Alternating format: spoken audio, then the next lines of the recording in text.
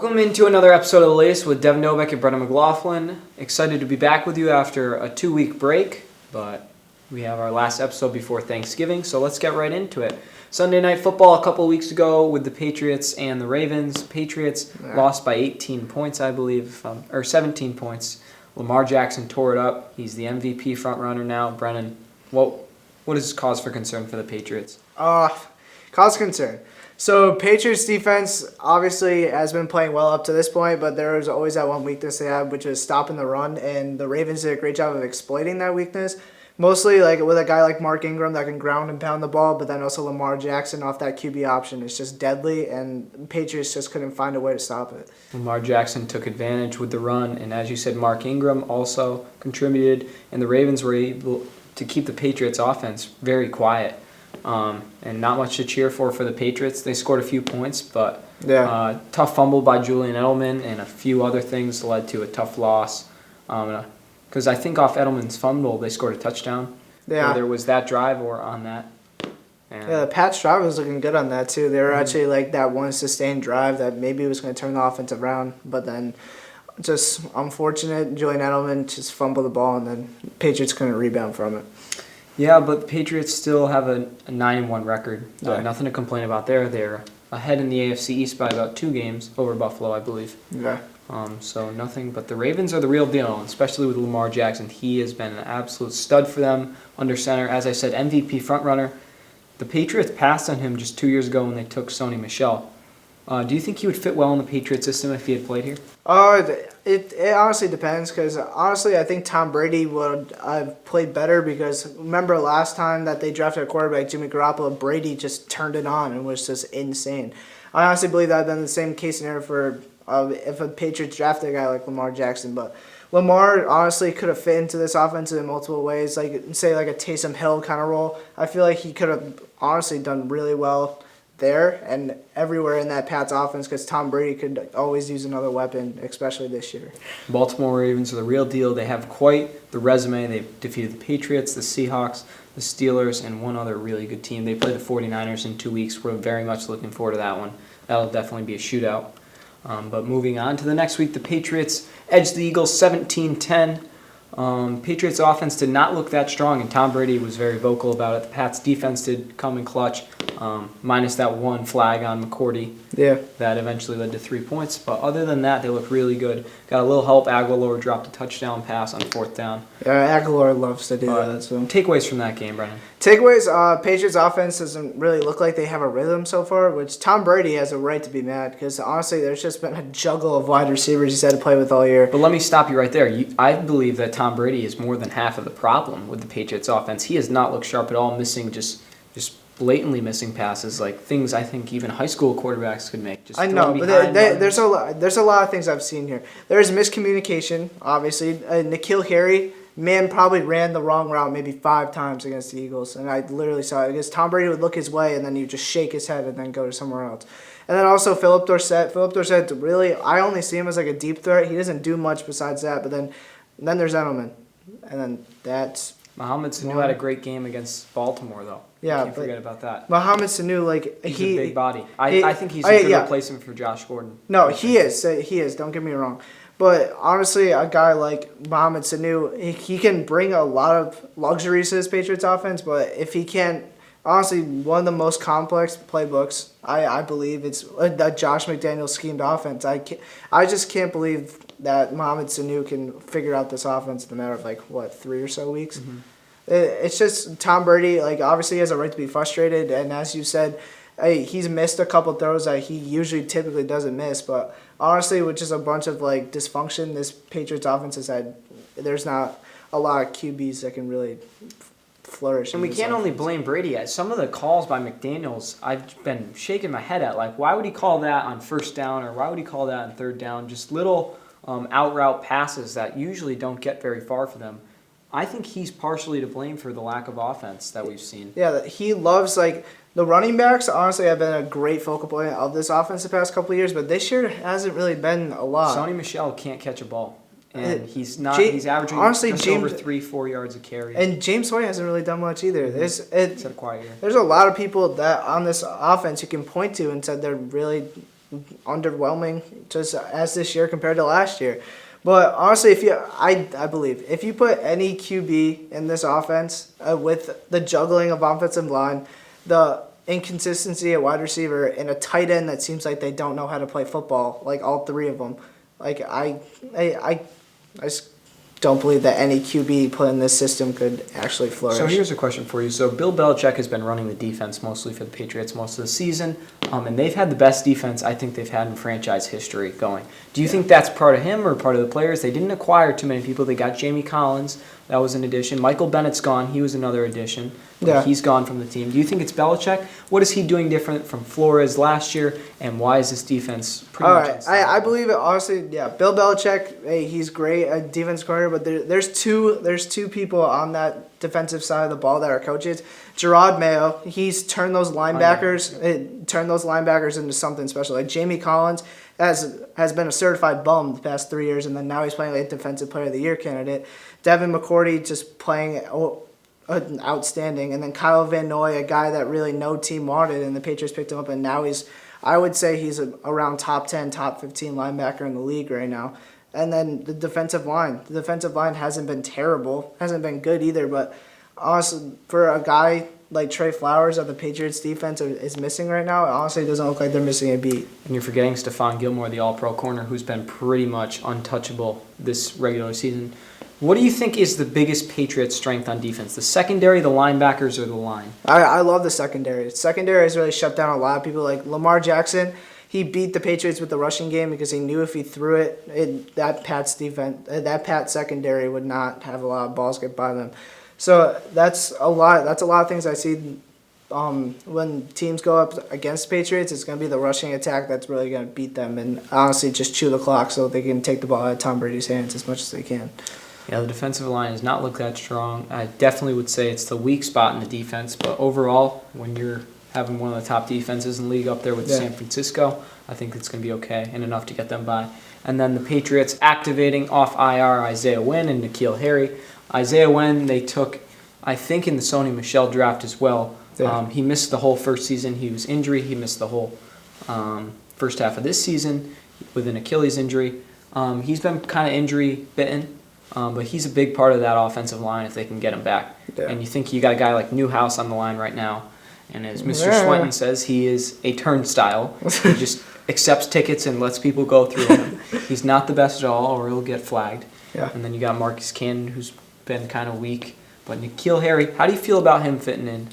I like N'Keal Harry a lot. He's a vertical threat. Don't get me wrong. He's like a 6'4" wide receiver. Around 220, I want to say. So he's a big body, don't get me wrong. Like a Josh Gordon-esque type of player.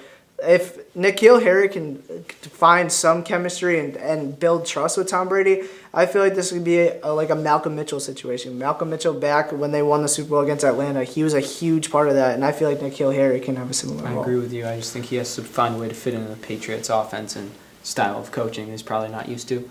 Another around the league, Russell Wilson, second in the MVP voting. He has looked outstanding and led the Seahawks to a great record. I think they have 2 losses. Just handed San Francisco their first loss in overtime. That was quite the game if you caught that one. But how are we feeling about the Seahawks? I think they're legit and back to be Super Bowl contenders. They've got my vote in the NFC to go to the Super Bowl. Yeah, in the NFC, like I believe the 49ers are a good team, but teams like, honestly, Green Bay also in Seattle.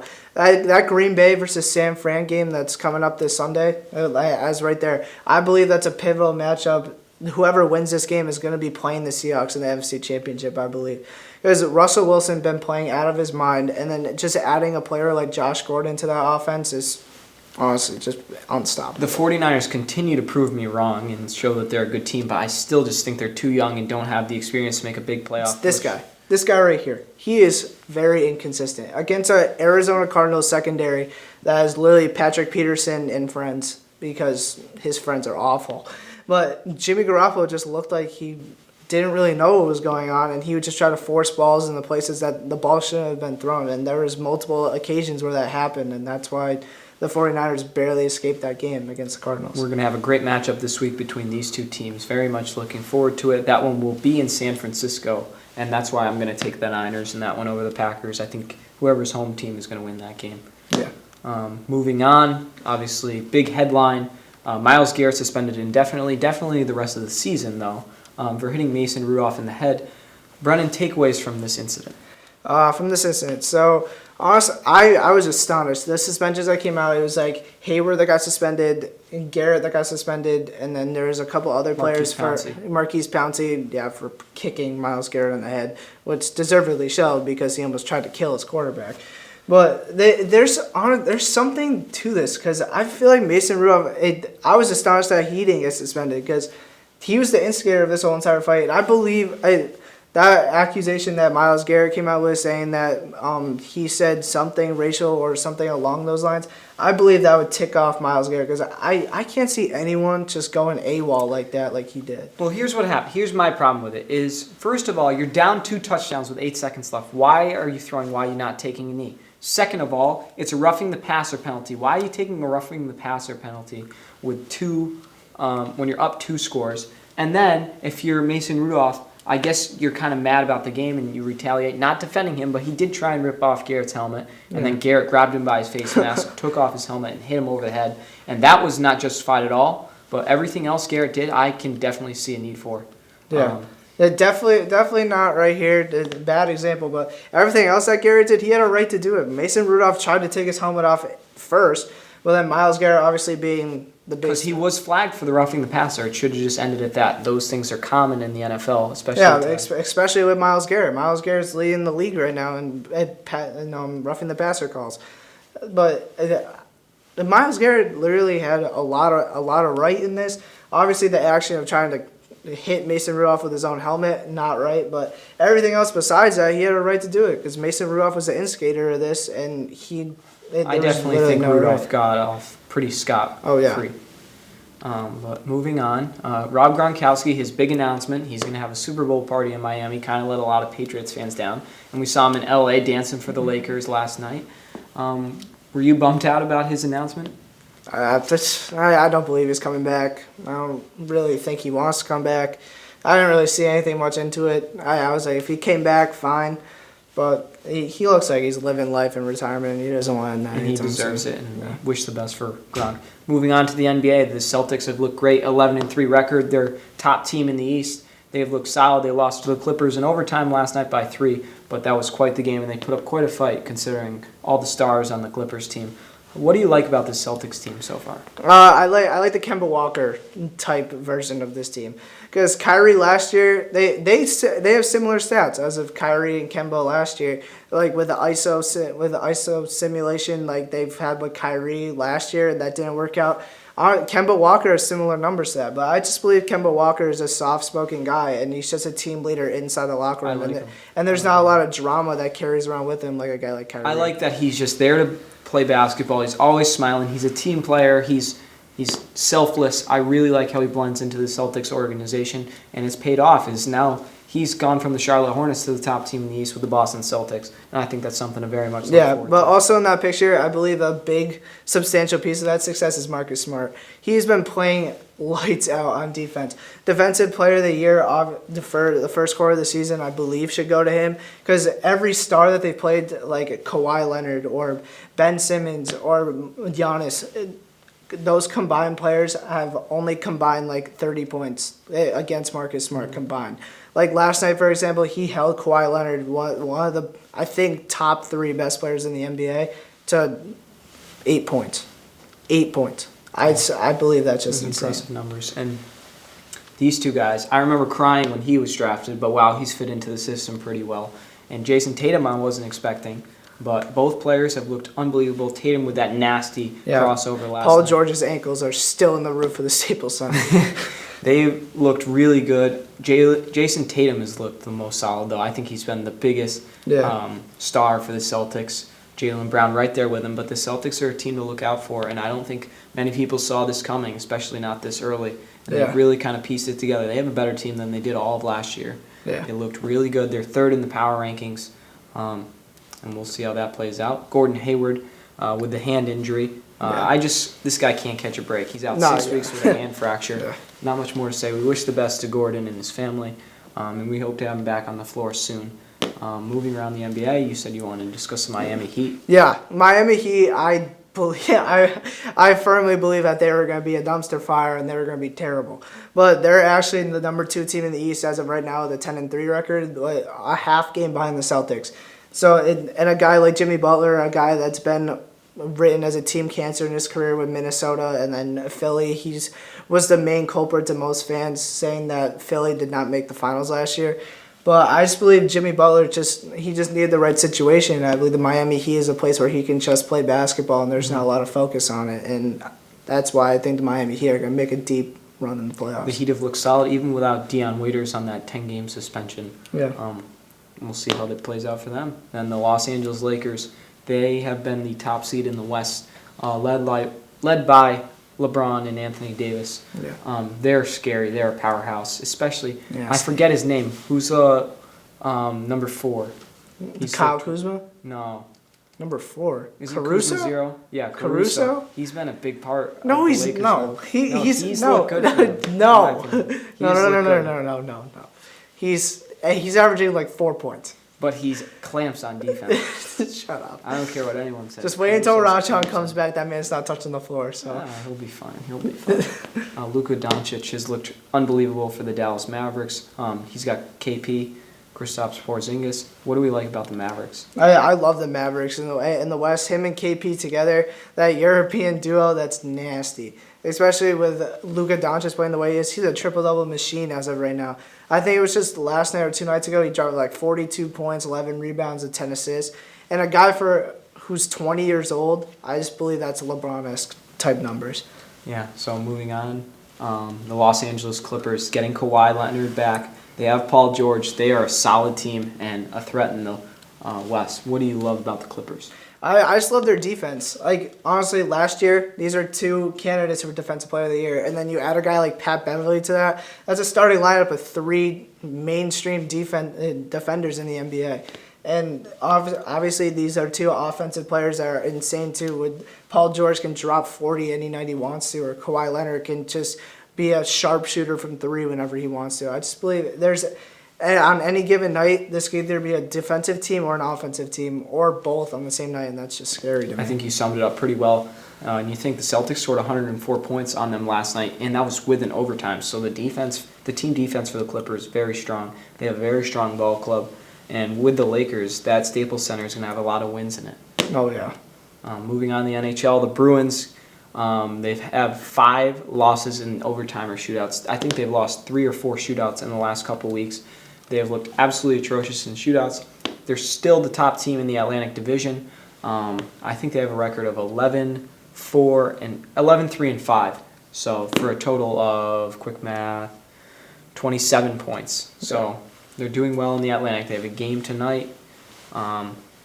Hopefully, or they actually won a game against the Devils a couple nights ago. Yeah. So they might have 12 wins. Mm-hmm. But what has been the problem for them in the shootouts? Why can no one bury it? I just think they're tired, honestly, because the third period, this is when they mostly choke their leads, especially the Florida Panthers. The Florida Panthers game, I almost threw my remote into the TV. So it just seems like the Bruins just give up, and then they start realizing that they're playing hockey once the game is tied, and then once they get to the shootout, it's just game over. Back to what you said, blowing a 4-0 lead to the Florida Panthers. That is embarrassing. Blowing a 3-0 in lead one to period. Pittsburgh Penguins. In one period. Yeah, they've just looked like out of gas out there, but they're coming together as a team. They have a good record. They just got to capitalize on their chances, and in the shootouts, they need to step up. Yeah. And then moving on, this is a tough one. Thanksgiving football. It's going to be at 10 a.m. at Long Meadow High School. It's going to be between the Lancers and the Spartans. This is sad. Will be our last game for us on the mic. For the seniors at Long Meadow. At Long Meadow High School, rather. Our seniors. Very emotional game for them. 3 captains. But what are we looking forward to in this game, Brad? Just everything. I just want to see the seniors. It's going to be a tight game. Yeah, I can guarantee that. Not to say we're not the strongest football team, but Long Meadow's not the strongest either. So I believe this game's going to be very close. And I just want to see the seniors ball out. Their game was senior night, but I believe firmly if the seniors ball out in this game, that would just be the best ending to a sort of disappointing season. Yeah, we wish the best to them. Please tune in The day after, well, I'm not sure if the game will be up after Thanksgiving, but definitely the week after. Yeah. Brennan and I will have the call on LCAT. I think you're leaving at halftime. But we just like to say thank you to all the support we've had over the past 2 years from all parents, friends, family that have supported us, gone out of their way to compliment us and just tell us how great of a job we're doing. That means the absolute world to me and Brennan, as I speak for both of us. And we can't thank you enough. It has been 2 amazing seasons, and it's awesome that we're going to get one more game and hopefully a Spartans W.